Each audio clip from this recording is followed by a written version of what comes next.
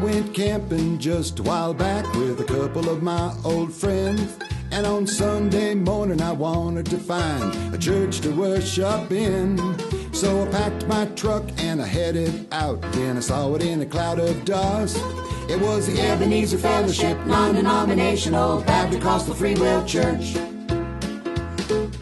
When I walked in, it was time to start, and that little church was packed. There was only one seat on the very front row, even though I really wanted the back. So I walked right down and I took a seat. Then a hush fell over the place as a sweet little gray-haired woman walked up and said, "Boy, I have something to say. Folks around here call me Granny. I'm as sweet as I can be. Well, I volunteer for everything. They couldn't make it without me. I teach Sunday school, I sew and bake. I'm even in charge of the Christmas play. And there's only one thing I ask in return, a lesson you should learn. Don't sit in my pew. You know it belongs to me. I've been sitting right here at least 40 years, and that's the way it's gonna be. So I can tell that you are new around here, so you better get one thing clear.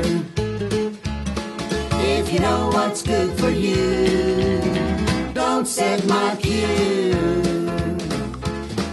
Well, I walked to the back of the church feeling just about as tall as a flea when one of the deacons walked over and handed me a brown metal, ice-cold folding chair. Well, I sat out there in the aisle and I listened to the choir sing, "I Shall Not Be Moved." And the preacher preached a fine sermon on like a tree planted by the water. Then he looked right straight at me and said, "After services, we'd like our special guest to come out to the fellowship hall for some of Granny's red velvet cake." Well, they said the blessing. I looked down and noticed I didn't have a fork. Well, I'd caused enough commotion for one day, so I figured I'll just ease out in the kitchen and find one for myself.